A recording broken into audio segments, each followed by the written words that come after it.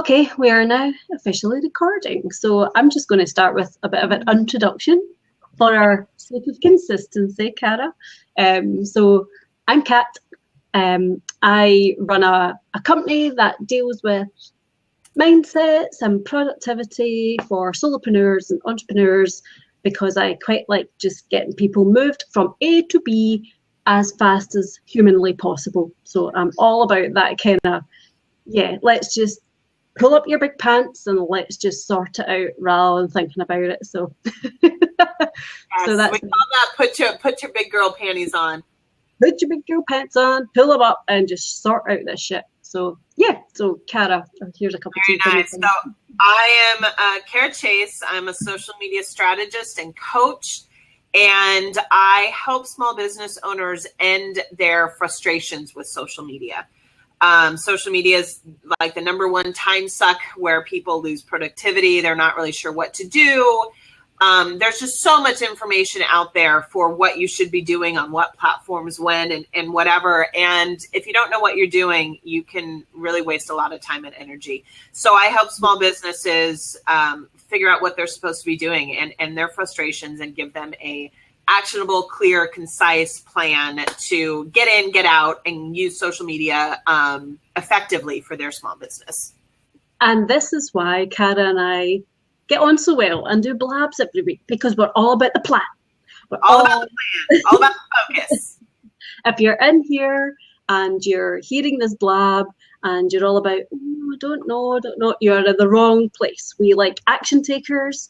Yes. Yeah. We like decisiveness. Yeah. Make a decision. As I always say, get off the fence, make a decision. If you stay in the fence, all you get is splinters in your arse. Yes, that is exactly right. And yeah, it's people talk about ideal clients and all this kind of stuff. And I think you and I are both on the same page as far as our ideal clients are business owners that are very concise and determined and clear, and they know what their weaknesses are. And so they would rather have somebody that knows what they're doing, take care of the part of their business that they're not good at. Absolutely. I was talking to somebody the other day. Thank you for all the claps. Not sure how to say your first name, Amir. Talking to somebody the other day, and I said, my ideal client is not somebody that I want to convince why they should be on social media. Yeah, it's a good point. All the time I'll go to networking events or meetings or whatever it is, and I'll talk about social media, and someone never fails will come up to me and be like, I hate Facebook. Like, wow. Okay. Thank you. I'm not the owner of Facebook. I happen to use it, but yeah, thanks for your Right. And what that tells me is they're that person that is so frustrated. Yeah. Because they feel like they're wasting their time, and they don't know how to use it effectively, and they feel like they're missing the boat, whatever it is. But I charge more than a college kid that's just graduated that wants to write tweets for businesses because of the depth of experience that I have doing this. So the people that are at my price point are not the people that I need to hold their hand and convince them why they should be on social media. Yeah. They're the people that totally get it, and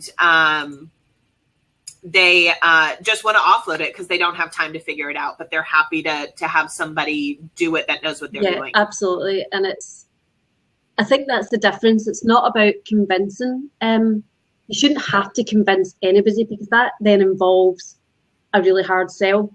And that, I'm not in the business of doing a hard sell. It's not my style. It feels really, I don't have time to do the hard sell. And it feels really icky. And I know I hate this word as well, that kind of inauthentic thing.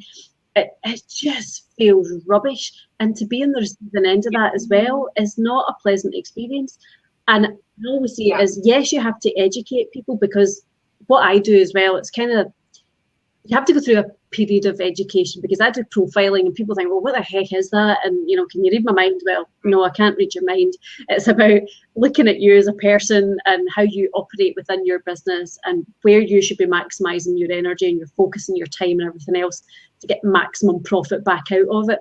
But so you have to educate people, because there's not many people who are actually doing that across kind of small business areas or in that way particularly.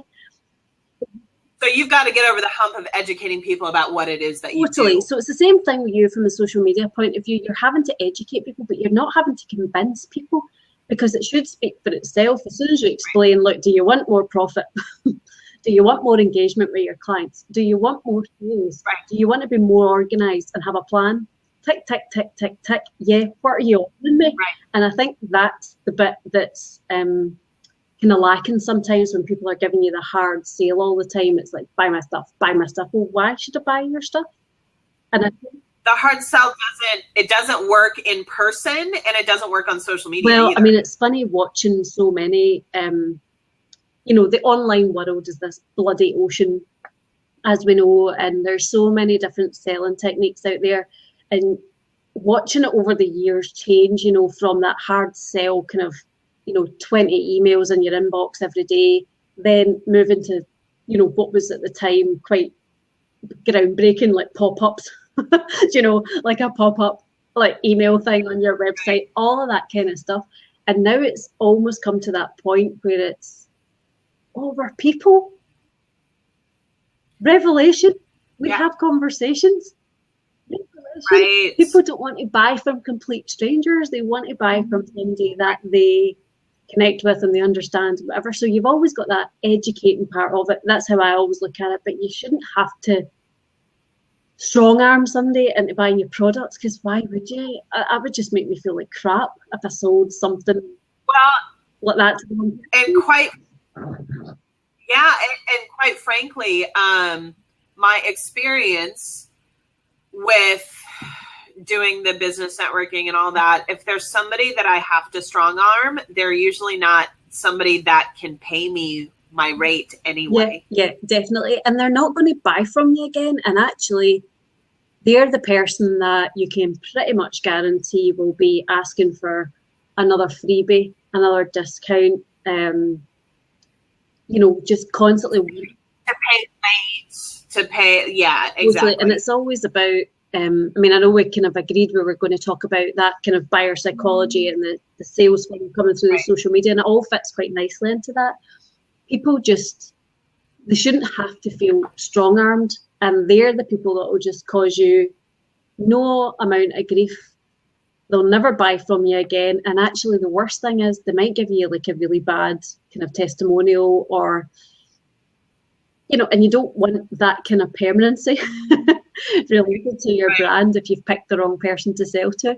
And counterintuitively, if somebody can't afford something, the last thing you should probably do is drop your price, because people will automatically add value to something that's of an appropriate level of pay, rather than, okay, I'll give you it for $10. And I know it's really hard when startups are starting out not to do that, but yeah, it's counterintuitive. You know, it's really interesting you should say that, because we're talking about buyer psychology, and I want to chat about an experience I had last week and my viewpoint on this, and I'm interested in your take. So I was on a webinar last week that was a live webinar, and the last 10 minutes of it was the upsell, of course.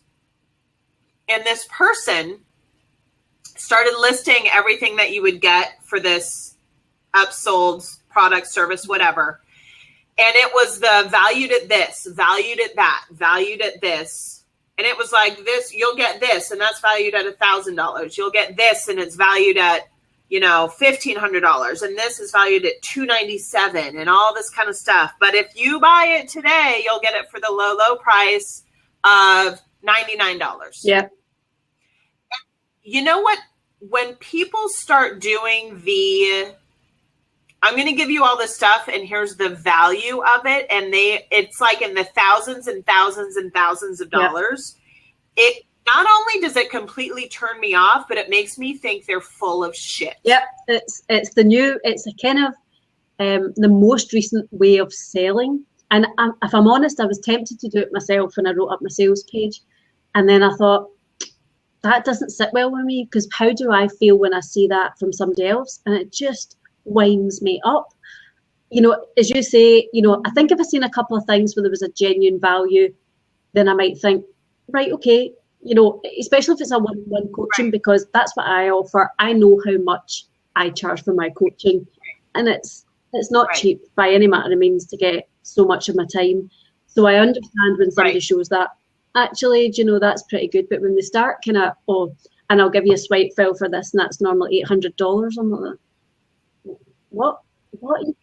Not only are you pulling numbers out of your ass, but when you are giving people something that you are claiming is valued at $8,000 for $99, it tells me, well, how good is that stuff? And that point, how good is it really if you're going to give it away for $99, but you're trying to say that it's worth $8,000? And that's the point. It's people automatically think that you're just being cheap, so there can't be that amount of value. So it undoes essentially what they've taken time to lay out for you in the first place. So it's always counterintuitive. It's a bit like if you're going online, right? I'm just going to do my usual disclaimer. I hate Apple, but it's a good example to use. People get on to buy the brand new Apple iPhone or whatever the heck it is, and then they see this really cheap price. The word that springs into my head is, that's fraud. It's a fake.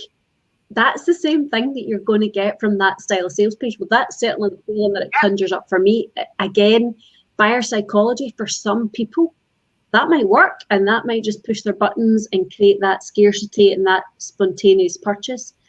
But there's people like me who are going, that just feels wrong. It feels fraudulent. It feels fake. And no, it's not something that kind of entices me in to buy, so to speak. So again, there's always a couple of groups of people who will buy differently, and that will certainly push some people's buttons. I would rather see inside and around their course, or, you know, what are you offering me? Can you give me a free chapter away, or can you show me what it's like to work with you? And that's, you know, buying is a relationship at the end of the day. Yes. Yes. You know, and it's interesting. So I was on this webinar, and it was going a little over time, as far as past the hour that they had for, or whatever. And as soon as she started laying out all those figures, and that whole like thing started taking place, I left right away. I was like, you're full of it. You're absolutely full of it. There's no, like, it was such a turnoff. So I'm glad to hear that you kind of have the same viewpoint. As far as, webinars. It devalues. Yeah, it does devalue, and I think it's the usual. What happens in the online world is somebody sees something that's worked, so they replicate. They do what everybody else is doing, and by the time you've seen it a few times, when you go into a webinar, and apologies if this offends MD, well, actually not, because this it really bugs me, is when you go on a webinar and you get 20 minutes of who that person is and their background and photos and whatever. Really? Because that's not going to get me to know you, and it's not going to get me to like you. So just get to the good stuff. I know by attending a webinar, you're probably going to sell me something at the end. Right. But if I can get something practical out of it and I don't buy from you, if I've not had a really crappy experience, then there's a good chance that the next webinar I might actually come back and buy something from you. But if I get, here's all about my background for 20 minutes and blah, blah, blah, and then for the last 20 minutes, the value of this, and this is normally $800 and whatever, I just switch off at that point. And no offer at the beginning of stay to the end and you'll get whatever. No, I'm not interested. I come on a webinar and I want to be taught something, and I want to be able to see that as my freebie of working out what it's like to work with that person. And if that works for me, then I'll maybe reflect, and then I'll maybe buy from you later. That's really the bottom line. Right. Mark, I will let you jump in here. Hello. Hi, Mark. How are you? I'm good. It's the first time I've been on one of these, but I really like that. I've watched a lot of these webinars as well, and I think it's ridiculous when they go from something like $8,000 to 99, but they're using that marketing it is useful to sometimes say, all right, well, my product is 500, but I'm just getting started, so I'm going to sell it for something that's more reasonable, like 400, or because of whatever reason it is, I've got an economy of scale here, so I'm going to sell it a little bit cheaper. But once it becomes less than, I don't know what the magic number is, but maybe 50%, 1%. If it's less than 50%, it probably isn't worth 100% ever. That's what I find. True, and there's a difference, like you said, there's a difference between I'm just starting this, so I'm going to give like beta testing pricing, or whatever it is. There's a difference between that and just the like salesman skeezy, $8,000 to $99. It's like no. Like the webinar, I did a webinar for the first time a couple weeks ago, I guess, and I offered just the people that were at the at the webinar something that I normally do for $157. I offered them $97 instead. That's a totally different thing than here's thousands and thousands and thousands of dollars worth of stuff. That's kind of all this nebulous stuff. Like you get access. Here's a perfect example. You get access to my private Facebook group, which is valued at $1,500. Yeah. What? How? Yeah. What I tend to look for as well, I don't know when you're looking at webinars or whatever, I tend to look for someone that has run a business that was not a webinar business. like if the only thing they were successful at was getting people to sign up to stuff using webinars, then I'm a bit worried. I want to know some other business that they've done that is a tangible product or service that they marketed, and then they're telling me the way that they marketed that or that kind of stuff. That's what I find. Because this needs of value this and value that. I always liken it. It's a bit like reading one of those menus in a restaurant where there's just too much stuff on it, and then the waitress comes over, and they say, "What do you haven't?" I have absolutely no idea because I haven't read it yet, and then I look at it again. And the words are just like jumping off the page at me, but I'm not actually engaged with the process. And it's the same thing. Yeah. It's that give people too many choices and they can't make a decision. But then to add the value, it just feels a bit scammy. And maybe I don't know, Mark, you're a fellow Scot, so maybe it's. But I don't think it's even that. And I live in North Hollywood now, so it's sunny here. But you haven't left your accent. No, I haven't lost that. I got that when I was 13, and you're stuck with it then. But yeah, I edited an infomercial at one point, and that was one of the issues with the product was, I won't give too much away about what the product was, but there were too many options. I mean, if you think about infomercials, they usually have it's pretty much you buy one product for one price. Or maybe there's a group thing, where you get 5 for the price of 2 or 3 or something like that. But it's simple. It's like this amount of money, buy it here. Yeah. And the infomercial that I had to edit was 30 minutes of, well, depending how old your child is, you might need stage 1, stage 2, stage 3. And it's just not an easy message. And I think that gets lost a lot in these webinars, that, it needs to be an easy message, but just like, sell me the one thing that's the most useful, the most value that I came here for in the first place. Yeah. Well, Pat and I are both in service-based businesses. I do social media strategy and coaching. Pat does business entrepreneurship and coaching. And so when I do webinars or any sort of training like that, it's coaching and giving information and how-tos and all that kind of stuff. And then if they choose to hire me afterwards because they liked what they heard and they felt like they really got a lot out of what I was trying to teach them, that's fantastic. But the purpose it's not really so much I want everybody to convert to a retainer client paying me, X number of dollars a month. It's I'm getting the information out there, establishing myself as an expert. And if you found value in that, you know, and you think it's a good fit for us to work together. Yeah. I think that's really good about them. It's what we were talking about earlier, Cara. There's always an education phase. And I think if people could go back to that kind of thinking of being of service, giving value rather than how many people can I convert off of this crazy kind of sales pitch for 45 minutes or sometimes an hour and a half.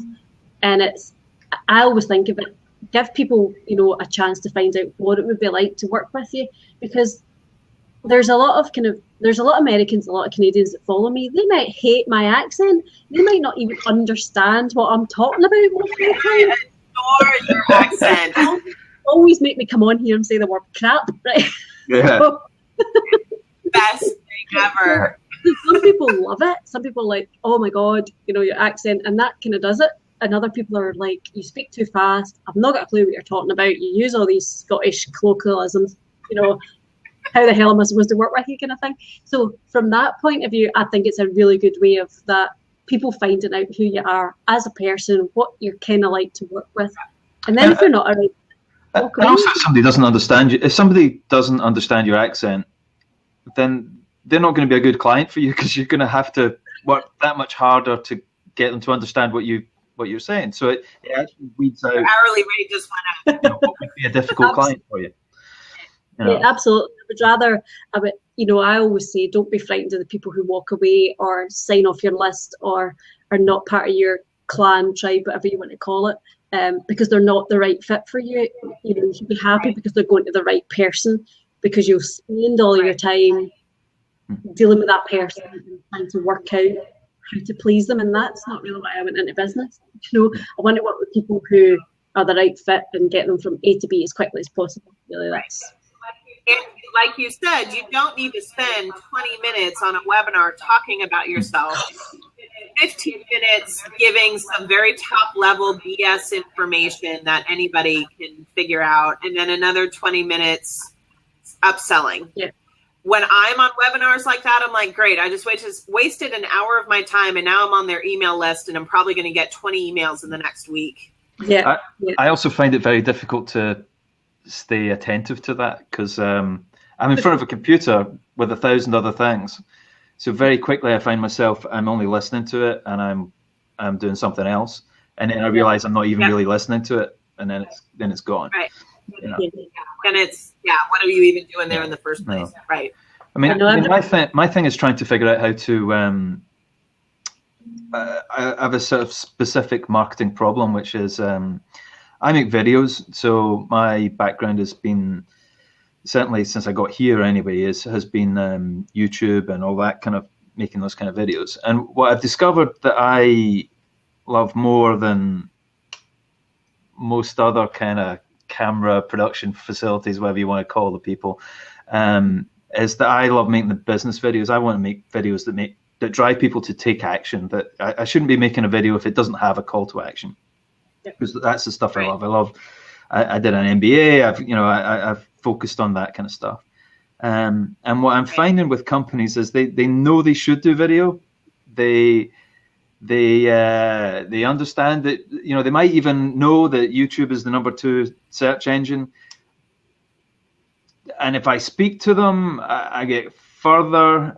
But really then they start to get hung up on either how they look or actually writing the script, what they're going to say, and all of that sort of stuff. And all of that stuff takes time. And I'm trying to find the best method of getting them from interested to sale and started as I can. Right. When there seems quite a lot of barriers, and I just put that out there as I'd be interested in what you might have to say about that. Can I? Do you want to take that one, Kat? There was thoughts jumping into my head there when you were talking about it, and I'm assuming you've got a website. Yeah. And something that Cara and I have both done in our own businesses recently are free mini courses, really just to kind of get people up to an educated level in terms of what it's like or the type of things that you work on. And I'm just wondering if you've ever considered, or you've done in the past, creating a kind of mini course that takes people through that, how to prepare for being on video. So you've kind of broken that barrier first, give it away as a freebie, then people can go and practice. And then by the time you're having that conversation with them, they've kind of got their head around it. Because there's a girl that I followed ages ago, I can't remember her name. And that was kind of the thing she did, was deal with all the demons that people have at first with, is my hair okay? Do I need to put my makeup on? Do I need to have my best shirt on? What if I stutter and stammer? Is it ums and ahs or whatever? And you could maybe do a wee mini course that takes them through a kind of 3 or 4 step program that people get to access. It's kind of acts like a lead magnet for your business as well. So it's just, that was the kind of thoughts that were popping into my head when you were talking. Oh, that's really cool as well. Yeah, because, and also I think part of it is, like I'm fully equipped. There's a teleprompter behind me. So I'm not worried about ums and ahs, but that my customer doesn't necessarily know that. Doesn't know that they can give me a script and write that script so that you can say it. So that those are the kind of words that you say. Yep. And I'll have it in front of you. You won't have to search for the words. You've already written them in your words, and it will be fine. You know. I think it's about educating your client. Then it's about letting them know how you work with them and what they won't have. You know, when you talk about buyer psychology, everybody talks about the pain points. For me, I know that my pain points for my customers are frustration with social media. I'm so 100% clear that is the number one pain point, is small business owners are frustrated with social media. For you, it might be that perfectionism thing, like they can't wrap their heads around all those things that you just laid out. They've got to be perfect in this and that and whatever. So it's about educating them on how to get over their pain point and their hurdle and how you're going to help them do that. Is it something that you take for granted because it's your business, so you understand that you can do all that? And it's funny, I had a wee studio set up the other day. I'd actually posted a wee picture about it. That's exactly what I do. I write out my script, I convert it into a text file, I dump it into a teleprompter on my tablet, and I stand in front of it, and then I edit out some of the ums and ahs that I've managed to keep in here. But it's only by trial and error that I've come to that conclusion myself. But see, if I had known that there was a way I could go through a really quick course of a couple of videos from you, this is what you do, this is how to prepare, I'll write a script for you, or you write a script, I'll do this for you. You won't need to be worrying about words. It removes some of those educational barriers, get them to the point where they're already ready to work with you and just make it. Yeah. So, because I don't know. I think there's that, and there's the, because of where I am, there's a lot of competition from people who make movies and people who make TV and all of that kind of stuff. And if you talk to them, their concept of a budget is ridiculous as far as a small business is concerned. And there's a lot of people have been bitten by that. And so it's why price, I got so interested at the beginning of this, is because, you could go to Hollywood movie director or whatever, and he will make you a YouTube video, and it could cost you whatever you're prepared to pay, your entire house. And he may also, from my point of view, is he probably will forget to have a call to action. He probably, it probably won't necessarily, it won't necessarily do what you need it to do, to get across who you are and what your business is and how it can help and what the pain points are and how you're getting rid of them. What kind of small businesses do you target? To be honest, I've been too broad in that. I now have I have a plan. I have a strategy, because it's very new, which is around this area. There's a bunch of shared workspaces for companies. So they have, a long list of companies that share that workspace and have mail out from that space. My plan is to partnership with a bunch of those workspaces, set up the studio for a day, shoot 10, 20 videos in a day, edit them over the next few days. Cool. And then that takes that part of the pain out of it, that they just turn up for a half hour, 1 hour session, and we do these things on green screen. They give me the background and the logo, and bang, we go away. Because an awful lot of these videos, they just need to show the person. We get engaged by the face. We want to know what their business is, and they need to be real. They need to be authentic, and that you can get that quite simply. I think one of I think one of the things you have going for you that you really need to make sure you're including is some businesses might not even be to the point where they understand how valuable video is. So there's also that education standpoint. Not only is it that real engagement, you're seeing who's behind the brand or the company or whatever, but just the sheer fact that video content is the #1 type of content that's being ranked across every social media platform. We're visual beings, and we relate to people's faces, and they're, you know, the way I try to get it across is that you know, you could buy a camera from a website with a glossy logo and everything looks lovely, or are you going to buy it from a website that has a video of the owner of the business who has that camera in front of him and shows you his top 10 tips for taking good photographs with that camera? That guy knows the product. He's real. You've seen him, you know. Valuable information. Valuable information. That's what people want. They want valuable, and that's, you know, just to kind of circle it back, when you get on these webinars or whatever, and it's like you feel like you've been hoodwinked. It's signing up for their email address, or, you know, giving them your email address and whatever, and you got 10 minutes of information you could have found on Pinterest and read an article. You know, it's like, so it's valuable information. It's the learning curve, the education piece for your ideal client. You know, there's like Kat and I, Blab has helped us get over our on-screen fear and needing to be perfect and, you know, all that kind of stuff. I think last week I didn't have any makeup on and I was just whatever. Like, you know, who cares? Who cares? And that's what everybody is doing nowadays. And it took a few times of us practicing to really kind of get over that. Okay, it's time to blab, you know, whatever. Who cares what we look? I mean, you know, I'm not going to be in my PJs, but I could.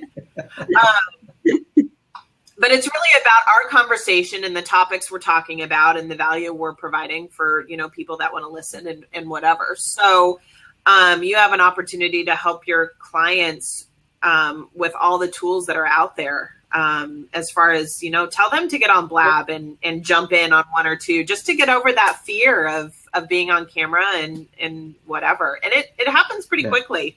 It didn't take long for us to be like, yeah, whatever. I mean, I think that first week my stomach was churning. I thought, oh, can't believe you're making me do this, Cara.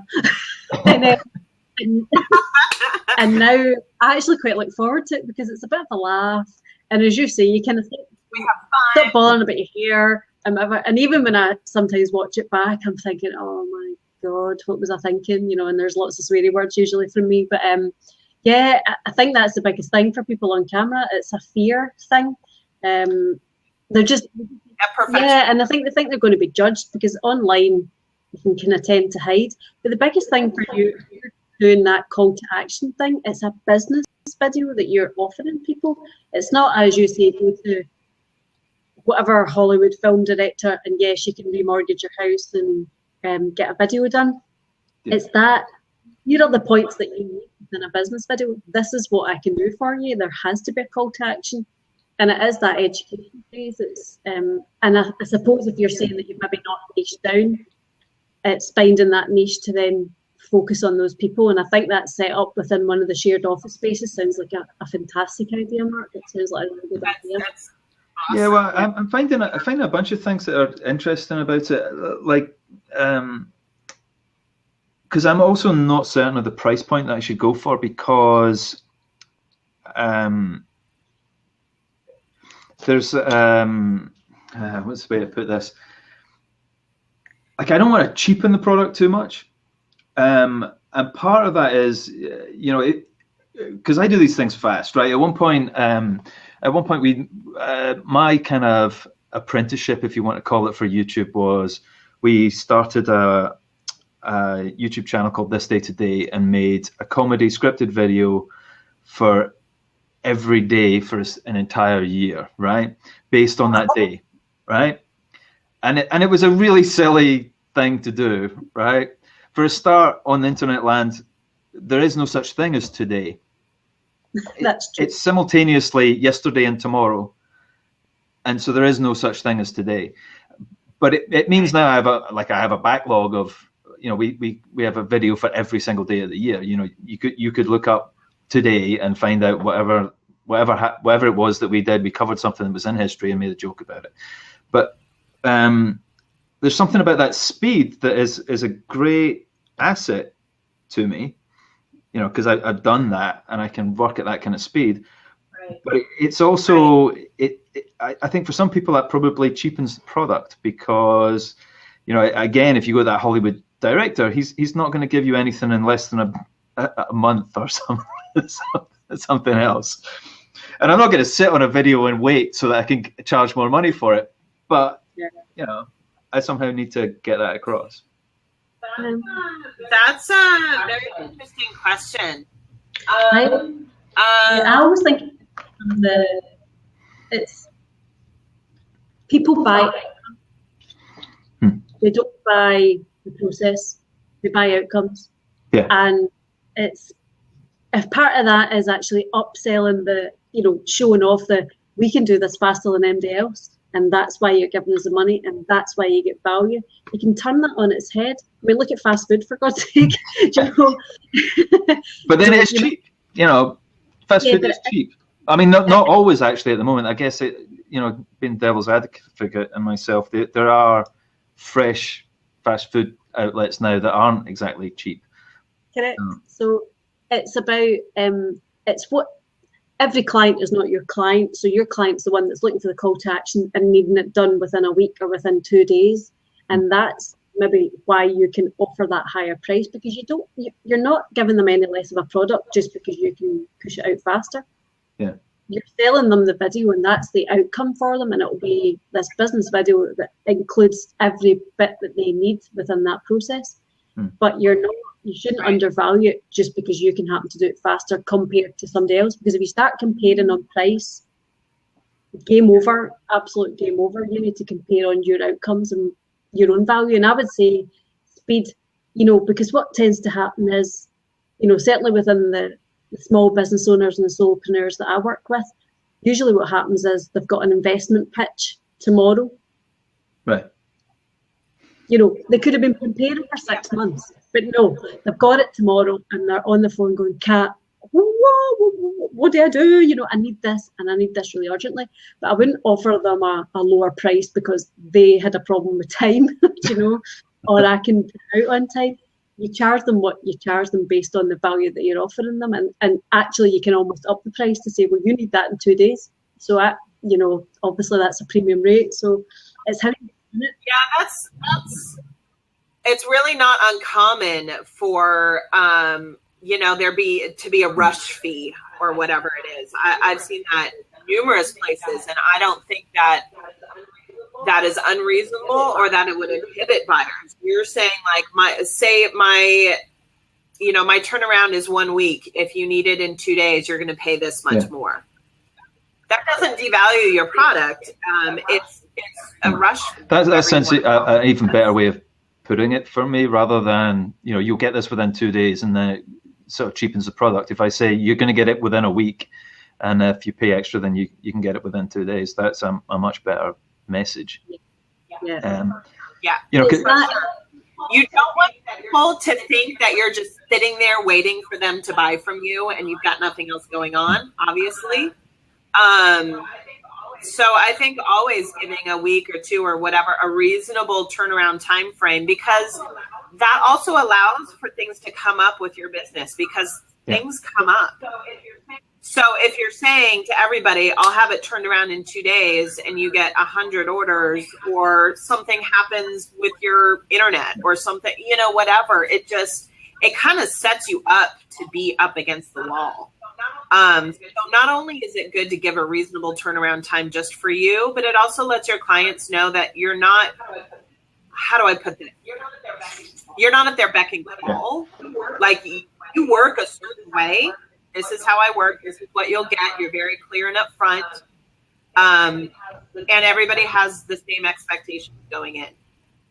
But if they want to pay a premium fee, they can get that turnaround time. That's cool. So it's not like you're saying, well, I could do this in 2 days. You know what I mean? It's a nuance. Well, it allows you to make that promise and then over deliver on that promise, doesn't it? So for weeks you're standard, but then you over deliver anyway. But then, as you say, that premium rate for those clients that need that quick turnaround, that's your key, unique selling point, really, isn't it? I know it's interesting because ultimately what I'd like to be able to do, which is possible but might be stressful, is probably the way to describe it. Is I have software and the capability, because I've done a lot of live streaming stuff. So I have the ability to pretty much I can live chroma key. So basically deal with the green screen stuff live. So I could route the camera direct into my computer and pretty much edit it there and then. That is a premium service. But obviously it comes with some stress, that things might not work out as fast as I wanted, or what's the internet like in the location that I'm at, because you want to upload this obviously to YouTube or whatever. I think every time you do something like that, you learn something new, and it's something you'll have to grow with and test on, and don't let it keep you from trying it. For example, the reason I'm saying that, and the reason that comes to mind, is I was doing social media for an event, and it was the first time that I had done some live tweeting, and I think Periscope had just come out. It was way earlier in the year, and it didn't work because the place that I was at didn't have good Wi-Fi. And I made up for it in other ways. Like I did way more other stuff for them that justified me being out there and doing this and whatever. So I was on my feet thinking about, okay, how am I going to get value for this client for me being here, because this isn't working. But it made me realize if I'm going to live tweet something, I need to pay to have my phone as its own Wi-Fi, all the tethering stuff, whatever, because that can't happen again. So, and it wasn't something that I thought about because I assumed the hotel where the event was going to have fantastic Wi-Fi. Hotels generally don't, because I've had to live stream from a lot of those locations, and they're just dreadful. This was a Hard Rock. This wasn't like a Residence Inn. This was a Hard Rock hotel. So I was like, oh, they're going to be on their game. No. So in that situation where you're under that like real-time pressure, you're going to have to test it. You're going to have a backup plan, and you're going to have to be willing to accommodate the client in, you know what, this didn't work the way I thought it was going to. So here's what I'm going to do for you. Part of that, part of that proposal process of here's what I can offer you if these facilities are available, and I'll come 20 minutes or however long you need to test that early, and then be quite upfront with the client to say, well, it's going to be this price now because those facilities aren't available to me. So yeah, you're absolutely right. It's test it and have a backup plan, really, if it all goes a bit pear-shaped. And really, as with any service, you're selling a product, but at the same time you're selling a service. It goes back to how you treat your customers. If you go above and beyond to make it right, if there's a snag or whatever, they're going to be your advocate. Everybody knows this shit happens. And if you go above and beyond to make it right, they're going to be your customer. So, and maybe you're upfront with them and say, this is the first time I'm trying this. This is why it's going to be an extra fee, because it's real time and I'm turning it around right away. But let's see how this goes, just so you know. And if it doesn't work out, this is what I'm going to do for you. Yeah. So. Well, you guys are certainly giving me a lot of value anyway. Good. That's what we're doing this for. It's fun for us to talk through it, and it makes us feel like, wow, we really do know what we're talking about. Practice our craft, I suppose, does it not? But I like that you've got a plan. You're in the right place with, we love a plan, and we like people with a plan. So strategy is good. No, it's taken me quite a while to figure out how to make this, because there's a lot of setup with video, or there can be, and so how do you make that in the kind of price point for a startup business? That because that's what I love is startup businesses. That's why I specialized in my MBA and all the rest of it. was about new ventures, and you've got to be providing really good value for them. Otherwise they can do it themselves to a point. Like, why should they bring me? Well, I'm going to turn up with decent microphones and decent camera and the expertise, and I'm going to light it properly, and all those good things. But if you haven't got the money, you haven't got the money. That's right. Well, a lot of what I do. Oh, I'm sorry, Kat. Go ahead. Oh, the one thing. Not the one thing, but with social media, all the information is out there. You can read articles every day of your life for the next 1,000 years on how to do what on social media and best practices and this and that, whatever. You could take training. You could have, your Pinterest board of 50 million pins of how to post on Facebook to get the most engagement, whatever. But do you have time? Do you have the expertise? And how are you going to figure all that out on your own when you're trying to run a business? I've already done the training and the work and have the expertise and have done it for years. So you're paying for my time and my expertise because I'm going to save you time. I've played in that arena, and really what I came to the conclusion was that I can, I know quite a lot in that area, but what I found is to stay current requires more effort than what I want to put into my business. Do you know what I mean? So I had to decide that, actually, I don't really enjoy that social media stuff. I don't really enjoy that, because I can do it. I worked for a digital marketing company for a while, creating lead pages and doing ethical bribes and doing all that sort of stuff. But really what I found was, Facebook changes its rules and suddenly everything's changed. I hadn't. Today's the first day I looked at this Blab thing. I hadn't got around to looking at it. It's constantly changing, constantly. But this is something I bang on about all the time, Mark. It's about skills versus strengths. Just because you can do something doesn't mean to say you should, because it could be a complete waste of your time and energy if that's not what you have to focus on. What I was going to pick up on, juggling. Just because you can juggle doesn't make it interesting. Exactly. Right. It's funny. There's a really good image to demonstrate it. I think it's a product that's called the baby cage, and it was like a cage that hung out of a window, and you put the baby in it because it was making too much noise. And I'm thinking, just because you can doesn't mean that you should be doing that kind of thing. And it's a brilliant image that just kind of, I know, is shocking. I always come up with controversial and shocking things, but controversial. What I was going to say to you is, and I don't know whether you would have anything like this where you are, but in Scotland, we've kind of got a situation where startups can get access to some money and some funding and some grants, and sometimes if you help them, so you charge what you charge, but if you can help them acquire your services and show the benefit, then they can get a grant, you get paid, they're not kind of having to fork out a whole load of money and everybody's happy. And I don't know whether that's something that is available in you talk about Chamber of Commerce, Cara, all the time, so I don't know whether you've got anything like that locally where grants are available for some of the startups from, I don't know. There are a lot of small business grants in the U.S. I mean, a ton of small business grants, but I don't know that you get help by helping. I'm not sure about that, Mark. Yeah. I'm not a grants funds expert, so I don't really. As I say, it works really well in Scotland because it targets that startup market to say, right, I need to get my brand voice out there. So, there would be grants available for social media or for, as you say, creating a video, a kind of explainer video or a business video, whatever it would be. And then this is just complete craziness, like socialist healthcare. I mean, no, you can't. Sorry, it's what happened. It's what's happening.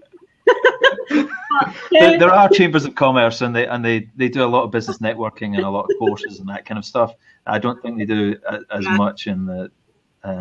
I've been involved with a couple of them, even less than them. I can't remember what they call them here. Yeah, it's the Chamber of Commerce, I think. Yeah, There's one, like, there's a few that I've been to, but generally there's networking events and information and how to get business permits and all of that kind of stuff, rather than actual, help. practical, like practical help, right? Okay, just chucking it in there. Didn't know how it works in other countries, so apologies.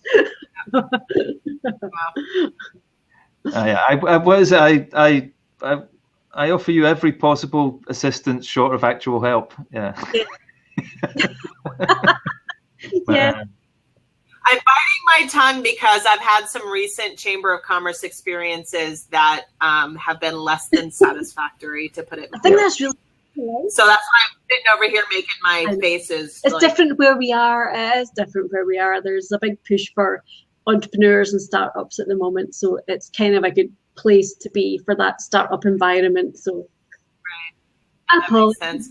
Mark, I think what you're providing is a hugely valuable service for startup people, because video is intimidating. Not only just doing the video, but the process of editing and what do I say and the perfectionism and all of that.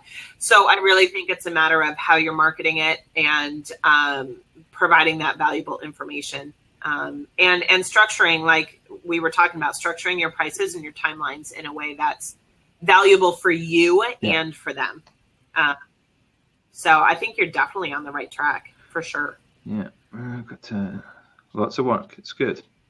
Yeah, well, that's good. Yeah, we would be terrible teachers because our kids would be the kids that have homework every night until like 10 o'clock. That would just... I've got 2 kids, so and homework is hell.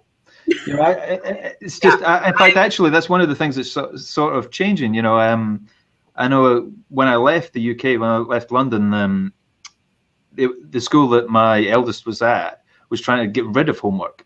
I'm saying it was too. It put parent and child like that, and it wasn't actually helpful. It'd be better to just give kids homework where they had to interview their parents and ask them questions about their family or places they'd been to, or be educated in some other kind of way.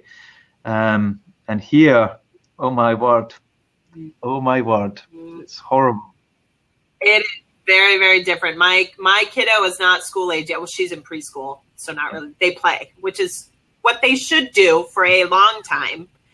And we're having some interesting discussions about what we want to do for her education. Well, it starts to get interesting. My eldest is 13, so I'm at the point. It just occurred to me that some of the kind of panel discussions and things that I go to about YouTube, he's probably ready for now.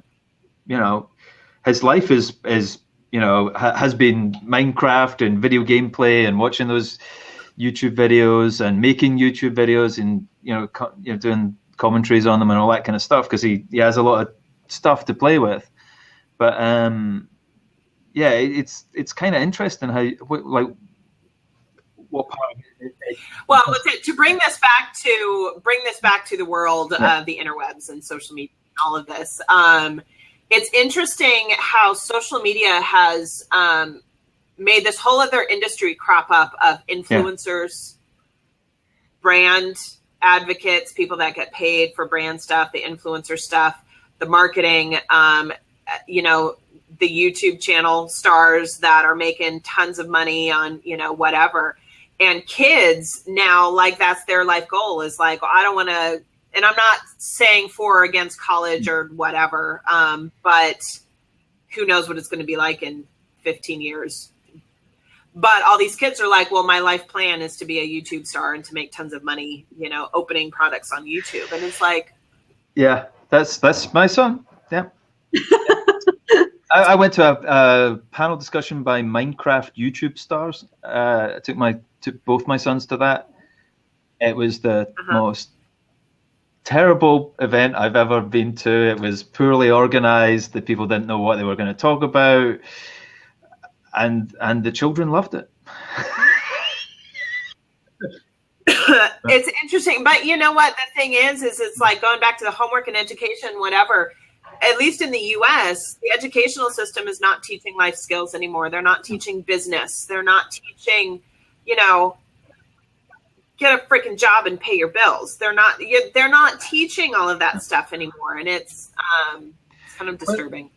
Wow, we've got my hope for it is though that all of this stuff is out there. I mean, basically what you said about you can teach yourself about social media. All this stuff is there and available, readily available. You could teach yourself it, and that's kind of where I keep taking myself back to, is that, like with my son, is what? Don't wait for school to teach you how to code. If you want to code, go and learn how to do it. You got the computer sitting in front of you, do it.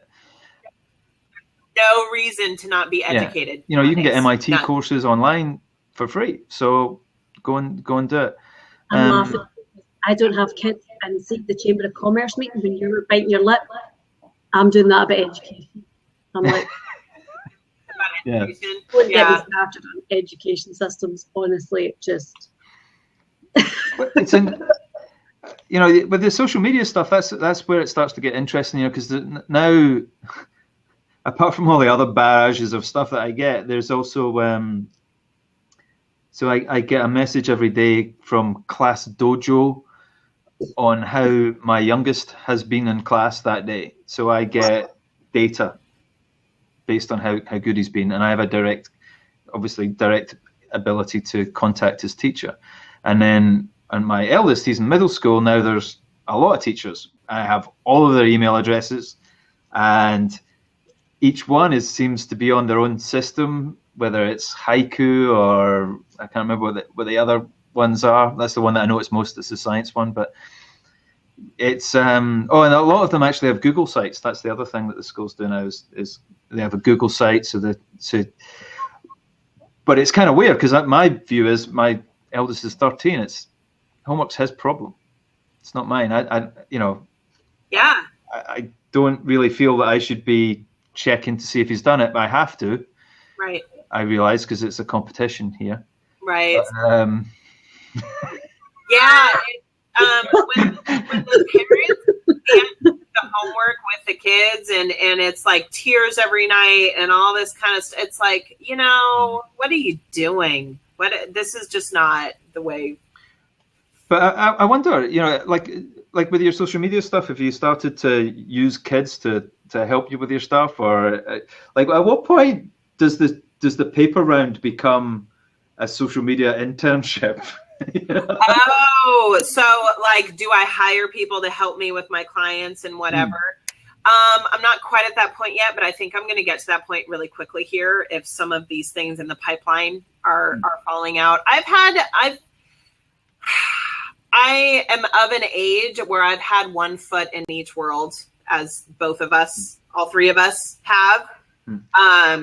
And the way kids think and expect nowadays is really hard for me to deal with. So I've had interns before with other careers and whatever, where I can't deal with the mindset of kids nowadays. I can't, it's not like I just find it unacceptable, the actions and there's a difference between immaturity and needing to learn responsibility and whatever, and entitlement and expectation. Yeah. Right. So I'm not sure what I'm going to do about that. I expect a lot from people, and I think I'm going to have trouble finding somebody that's up to par for me. And I know that sounds really jackass-ish, but I'm not going to let client work suffer because a college kid doesn't feel like tweeting on Friday night when that's what I've hired them to do. Yep. So I don't know. That's certainly our challenge as a parent, is to not let our kids become that. That's and that's one of my challenges with social media when I talk to potential clients, is they're like, well, I'll just get my daughter's boyfriend to post on Facebook for me. I'm like, okay, you're going to get what you pay for. Good luck. They're gonna post for a couple days, and then they're not gonna look at your Facebook page again for 2 weeks, and then they're gonna, you're not. If you think that that's what you should be doing, you're not my client. Go ahead, go for it. You know, so it's hard because, and then these kids, they've used social media their whole life personally, but they don't understand the difference between using social media personally and how a brand and a business needs to be using social media. It's totally different. Yeah. Totally different. Yeah. I come across that a lot. It's that you know, the same thing happens with video, but mainly with social media, or you know, making websites or that sort of stuff. You know, anybody can make a website nowadays. It's really simple. Right. WordPress, Visual Composer, and all the rest of it. You can make a website look however you want it to look.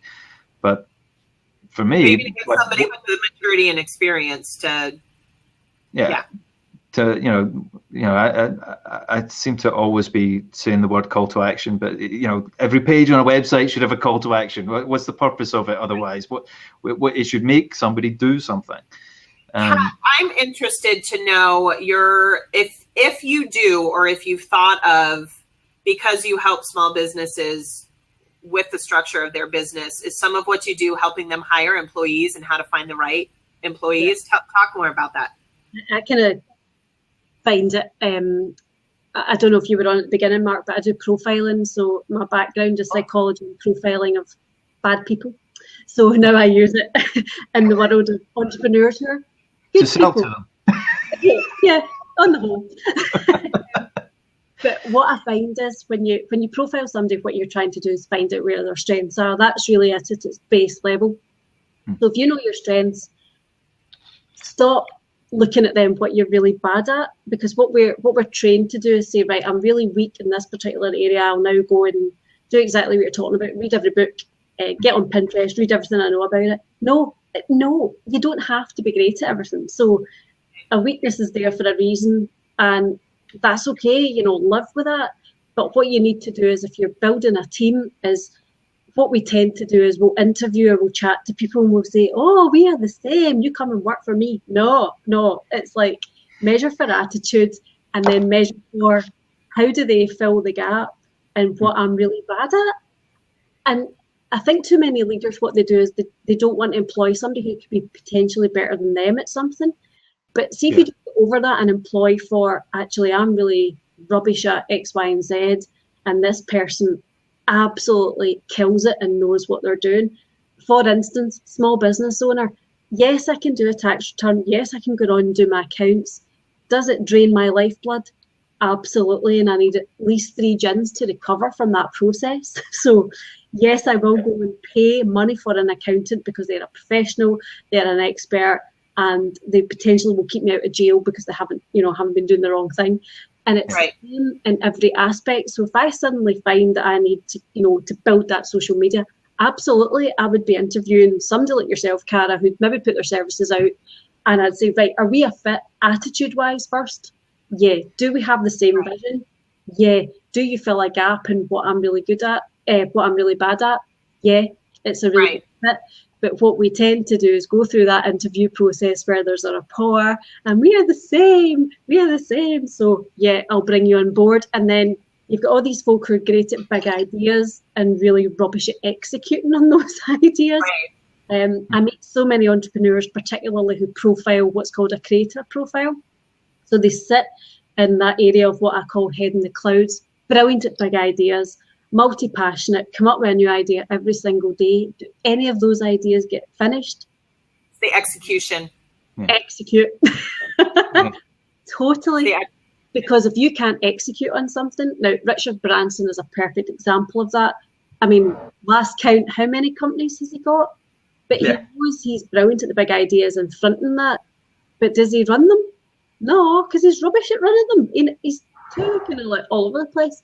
So the same thing is whether you're multinational, big, huge company, or whether you're a tiny wee startup, even the process of looking for a virtual assistant or bringing on an intern, same principles apply.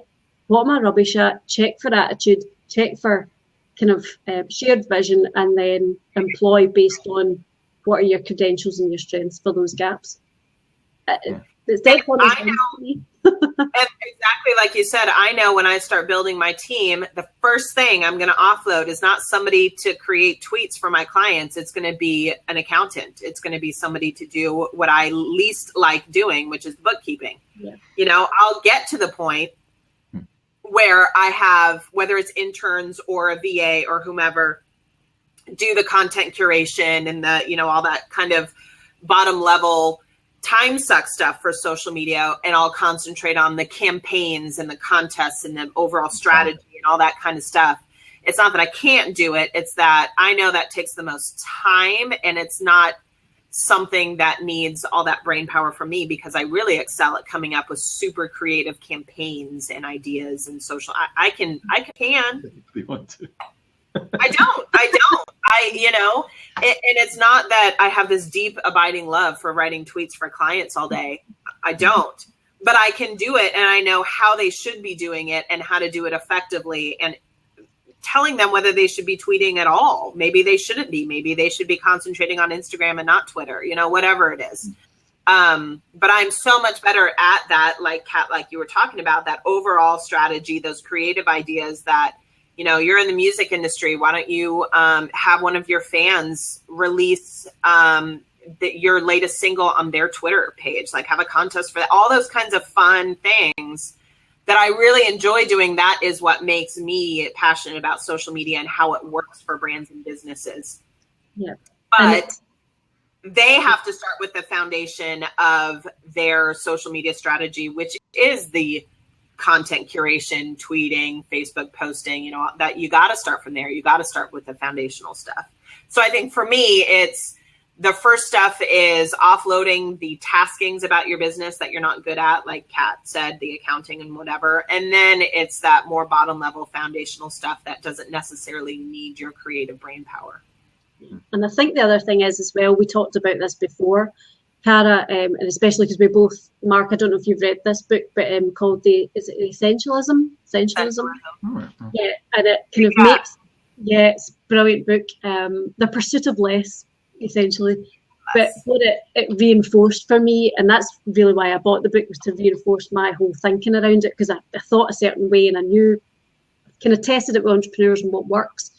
But the key thing that for me that came out the other night when I was picking it up was about virtual assistants. And what a lot of small businesses and whatever tend to do is then hire a virtual assistant to do everything. And we don't expect ourselves to be fantastic at everything. So why would we choose one particular virtual assistant to then be able to do our accounts and our social media and everything else? I would rather have 10 virtual assistants, so that then you've got a kind of, whilst it's a virtual team around you, you've got a bit of a backup plan as well, so that if something breaks, it's not just that one individual. And everybody's got their own key strength and what they're great at, and find out what they're known for and use 10 people. Don't just expect, I have now hired you, here is a list of everything else that I don't want to do or haven't got time to do or don't have the energy to do, and expect them to do it.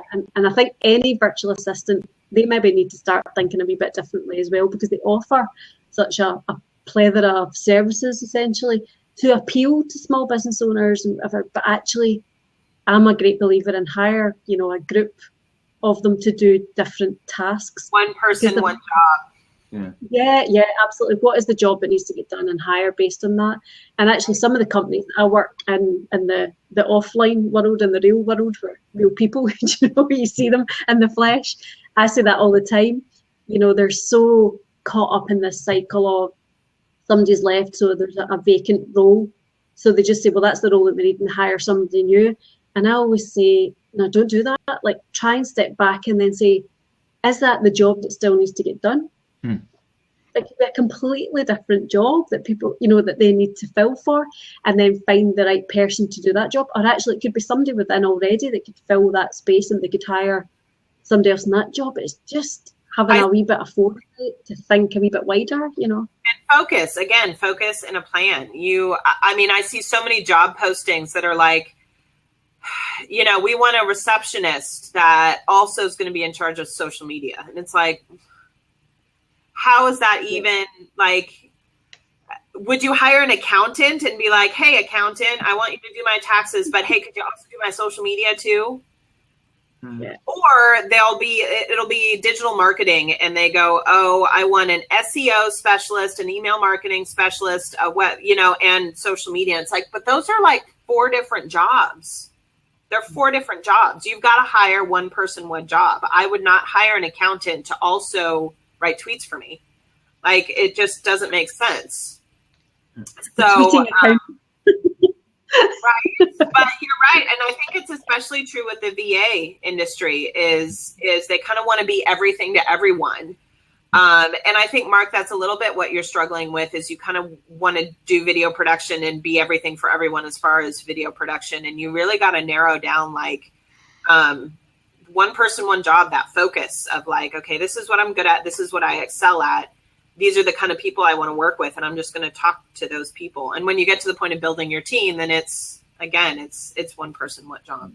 And the journey of it, like, first of all, the reason why I went into digital marketing and social media was because I figured that the companies tended to go to those people to get their videos done.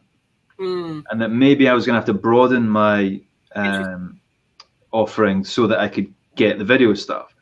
And very sort of quickly, digital marketing is good and it's interesting sort of intellectually to me, and I can do it okay, but it really, video is what drives me, and small businesses is what drives me, and digital marketing again, like what size of businesses do it, like where are they, and how much do they know, and there's right. a lot of stuff goes on with that. And then now I'm stuck in this thing of trying to decide how much do I get involved in the script? How much do I get involved in what's the actual content?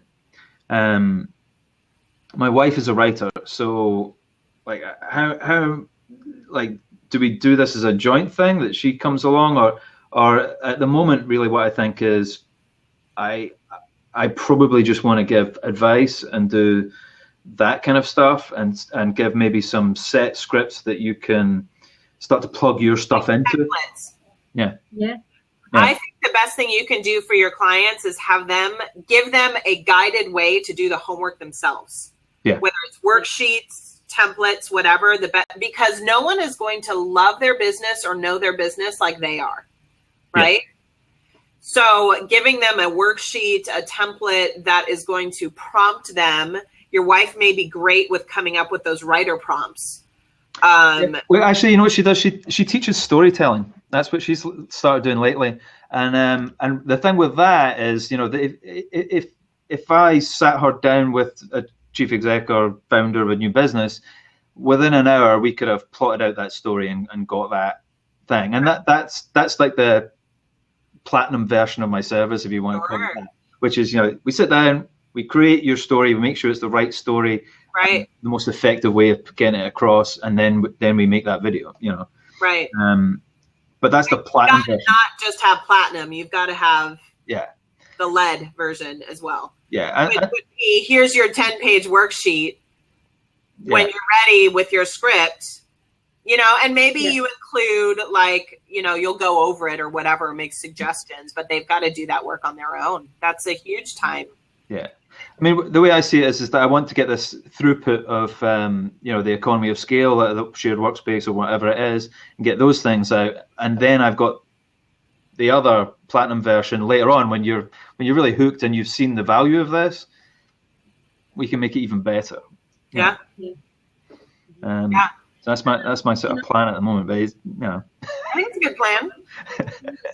I was thinking, maybe you guys have a good idea for this as well. Is the thing I really struggled with is how marketing other people is easier than marketing yourself. It's so much easier. When you can look at anybody else's website, no problem. Like how do you guys do it?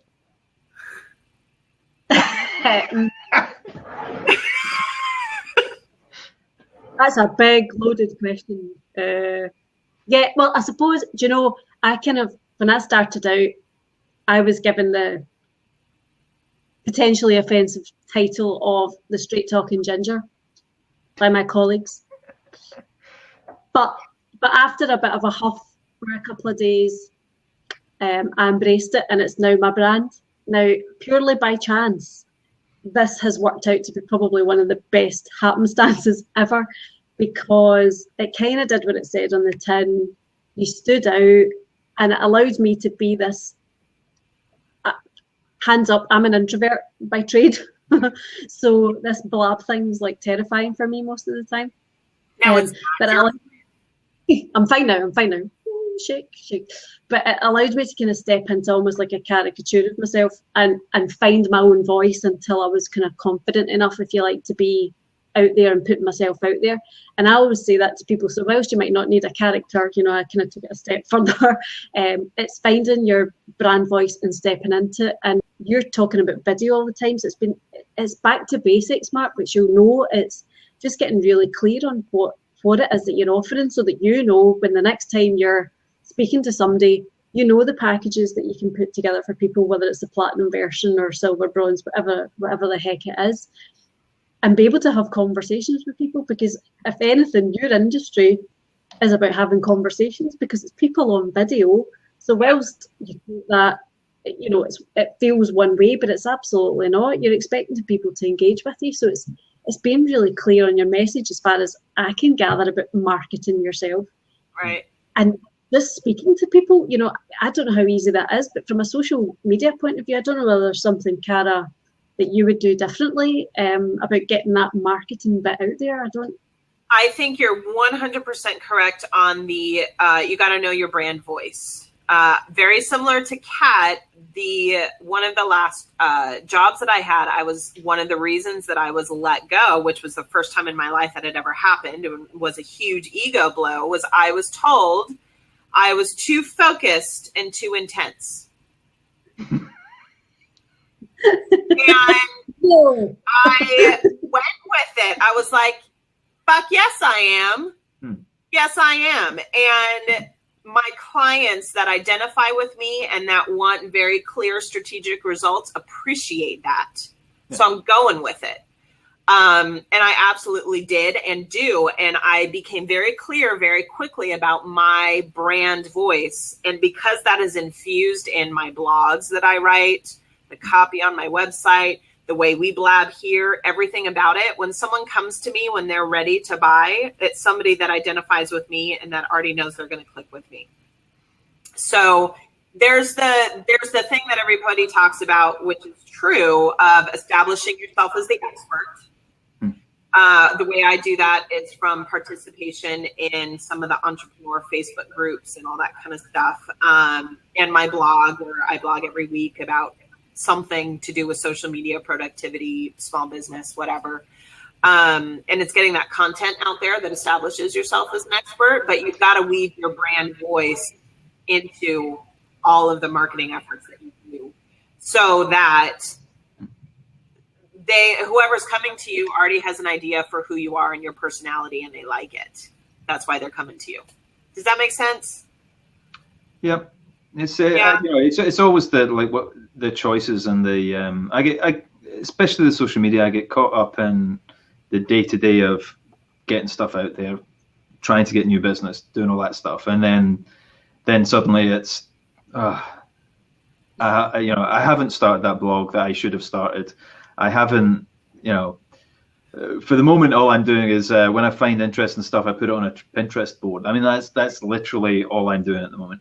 Starting off doing fewer things well is the way to go. One of the things that I coach small businesses with on social media particularly is, if you're on like 7 platforms and you have no idea what you're doing on social media, just stop doing it. Yeah. Reel it back in, start with 1, 2, at the very most 3 platforms that make the most sense for your business, and do those really well. Get your systems down first to where you're efficient and you're clicking along with it before you try and do something else.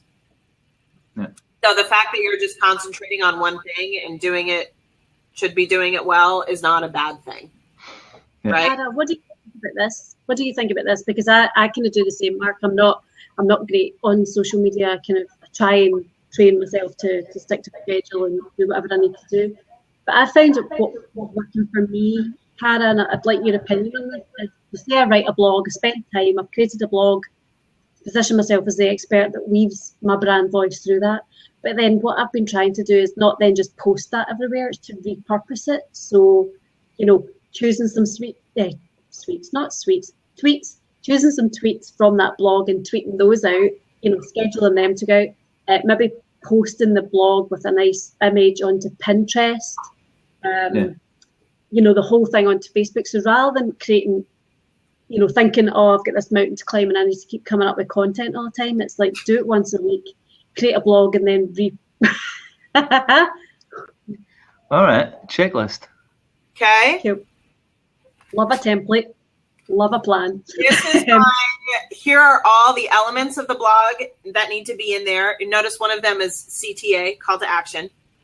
And then I have every platform, and that's the mistake that a lot of people make with social media. They spend all this time coming up with this great piece of content, whether it's a video or a blog or whatever, and they tweet it once. That's it. Yeah. And they stop. And it's, no, you've got to tweet it now. You've got to tweet it 12 hours from now. You've got to tweet it tomorrow. You've got to tweet it a week from now. You've got to, because a tweet lasts 14 minutes, 17 minutes, whatever the stat is right now. You're going to hit a different set of eyeballs every time you do it. You don't want to be doing that on Facebook, but you want to repurpose the content later. I know my blogs that have been really popular, and you better believe 6 months later, I'm going to put it up again because it's evergreen content. And then there's also ways, particularly for blogging, that you should be sharing it on other platforms like Stumble Upon or Bloglovin or, whatever. I just started doing this, and I've noticed a huge increase in engagement. For LinkedIn, I used to just share the blog post on LinkedIn. Mm-hmm. And I got a decent amount of engagement. Instead, what I've been doing the last few weeks, and it's made a huge difference, is now I copy paste the blog into a published post on LinkedIn. Yeah. Huge difference. Doesn't it appears in Pulse? I think, isn't it there, position yourself as the expert on Pulse on LinkedIn? It's wee tricks like that you could write one blog and just hit all of those platforms. So it's not about spending all of this time coming up with content and then you put it a few places and hope maybe it goes viral or whatever. It's about how do you repurpose and stretch out that content and make sure you're keeping it evergreen. It takes effort to keep it evergreen. Yeah. And also, I like those kind of tricks are interesting. I've discovered that, how Facebook is fighting YouTube at the moment on video, right? I've been telling people this for months, and they're like, "Oh, really?" Oh, hugely fighting, and it's it's ridiculous what's going on. But if you've got a YouTube video, you want YouTube views because Facebook views are kind of worthless. That just means somebody was scrolling past. They're there, they're fine. They will tell you the drop-off rate, so it's not totally useless. You've got to delve deeper into the analytics to see what the actual truth of it is. Yeah, see what the truth of it is. I mean, it's kind of good to get a nice big number. That feels good, but right. it's not that number in itself isn't right. great. And meanwhile, you've got a YouTube channel that you're trying to get subscribers to, and you would like a good number there too, right? So you're not really interested as much in that Facebook view, perhaps, if you're trying to really get people to your YouTube channel for other reasons, right? Depends what you're trying to achieve, I guess. What I've found is that I post a bunch of still photography from the video, saying because we have a video podcast, so a bunch of still photography. I don't even put the YouTube video link in it. I just say this week's podcast was such and such, and then the first comment I do myself, and I put the YouTube video in there. And then that will get me organic reach. I also then, post the YouTube video on the next status update or whatever, so it's clear as well there. But if your sole purpose is to drive traffic to YouTube, I wouldn't completely disagree. But here's the problem: because YouTube and Facebook are fighting, if you post a YouTube link, Facebook will push it down in the algorithm. Yes. As opposed to posting it natively. However, Facebook video ads outperform every other type of ad, hands down. So maybe you save, instead of okay, well, I'm just going to post the link to YouTube just to post it, even though I know it's not going to perform well. Maybe you post it in YouTube and you have that traffic. And I like the idea. I actually have not thought about posting the YouTube link as the first in the comments. I'm going to test that. That's interesting. But maybe instead of posting it to your timeline later with the knowledge that it's really not going to do any well, but I'm doing it to do it, you save it for a Facebook ad. Save it for a Facebook ad. Yes, so that would be my recommendation. Okay. So it would perform better in a Facebook ad, even though they know that there's fighting going on. Excuse my ignorance for this, Cara. No. You wouldn't post it as a YouTube link. You would post the video natively to Facebook as a Facebook ad, as an ad. As an ad, right? Okay. Does that make sense? Yeah, I mean, then you are giving your content for free to Facebook. You're not, if getting paid for ads on Facebook or whatever is difficult, but. No, you would give a teaser part of the video, and the click-through call to action would be either to your website, where you've got it maybe embedded in your website somewhere that's from YouTube, right? Yeah. So it still counts as the YouTube link. That's what I would do. Is if you've embedded the YouTube video in your site, you're still going to get the views on it, even if somebody's watching from your site. And your click-through from the Facebook ad is to your site instead of to YouTube or giving it all away for free. It's a teaser part. Yeah. Okay. Does that make sense? That was some good stuff right there. Yeah. No. Yeah, and for me it goes, shit, that means edit a short version of it. Yeah, you're thinking through the implications of that. Who you should hire is someone to do your editing work for you. That's who your foundational person is. Yeah, nobody edits as fast as I edit, unfortunately. Listen to the control in the room. The control freak's in the room. You're in the right place.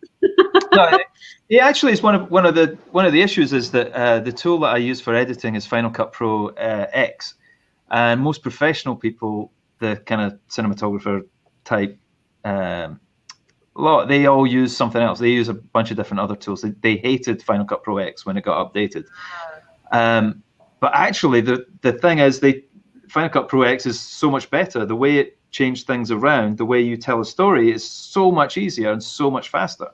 It's one of the reasons why I can be so fast. It's then when you looking to hire somebody, you say this is the tool that you've got to know, that you've got to be familiar with, and you don't. That's who you hold out for. Wait to hire the right person. Yeah. Really. Yeah. Well, we are at the end of our time for today. Mark, it has been lovely to chat with you. Great to chat with you guys. Really interesting, actually, learning about somebody else's, what their business is. That's really interesting. So I wish you well with it. Please let us know how you get on.